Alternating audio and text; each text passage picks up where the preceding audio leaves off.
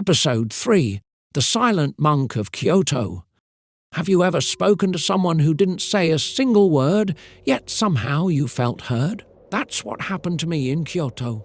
I met a man who taught me something life-changing, not through conversation, but through silence. In a world that never stops talking, the most profound lessons are often whispered in the quietest moments. This is the story of the silent monk of Kyoto and what he taught me about the art of listening.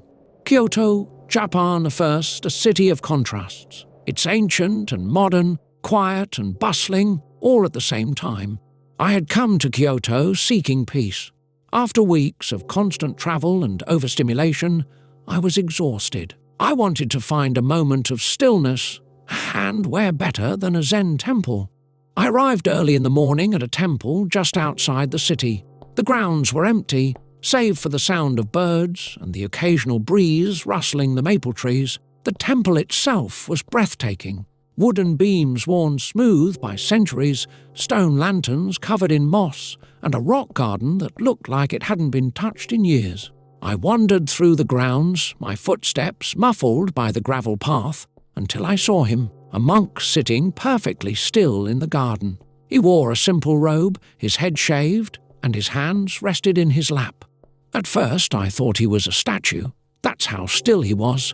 But as I moved closer, he opened his eyes and looked directly at me. Something about his gaze was unnerving, not unkind, but sharp, like he could see straight through me.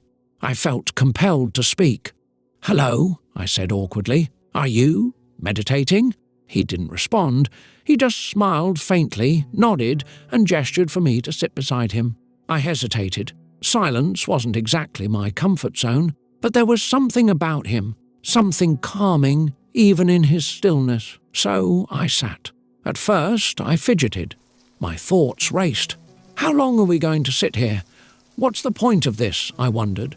But he remained motionless, his eyes half closed, breathing slow and steady. As the minutes passed, I began to notice things I hadn't before. The texture of the gravel under my hands, the sound of a single leaf falling to the ground, the gentle rhythm of my own breathing. And then the questions started, questions I had been running from. Why was I always filling my days with noise? Why was it so hard for me to just be still? To listen, not to words, but to the space between them? The monk didn't need to say anything. It was as though his silence was a mirror, reflecting all the things I had been ignoring. Eventually, I couldn't take it anymore. I turned to him and said, "How can you sit here so quietly? Don't you want to say something?" He looked at me, his expression soft but serious, and finally spoke. His voice was calm, like water flowing over smooth stones. "When you speak, you hear only what you already know. When you listen, you learn what you do not." I froze. His words were simple, but they hit me like a hammer.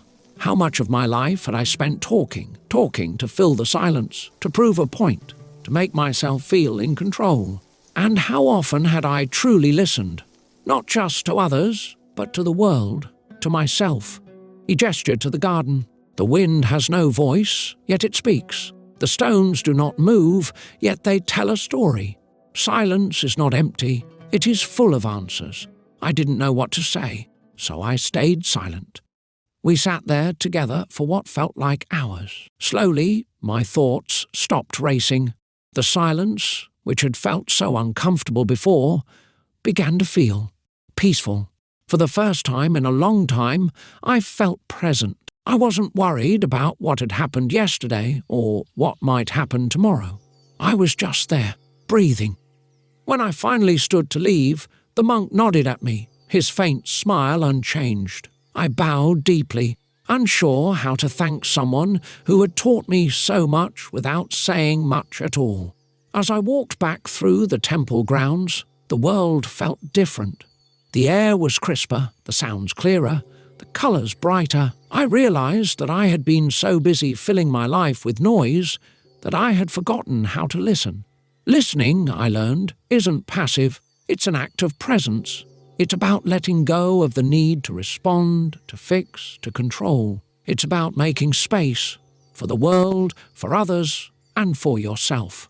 That lesson stayed with me long after I left Kyoto. In conversations with friends, I found myself talking less and listening more. I began to notice the things people didn't say, the pauses, the tone, the unsaid emotions between their words. But the most surprising thing was what I heard when I listened to myself. Beneath all the noise of my daily life, there were answers I hadn't known I was looking for. And maybe that's the gift of silence. It doesn't just teach you to hear, it teaches you to understand. So, I'll leave you with this. When was the last time you truly listened? To the wind, to someone you love, to yourself. Silence has so much to say if you're brave enough to hear it. Next week, we'll travel to Mexico City, where a single meal reminded me of the power of gratitude. Until then, take a moment to stop and listen. You might be surprised at what you hear.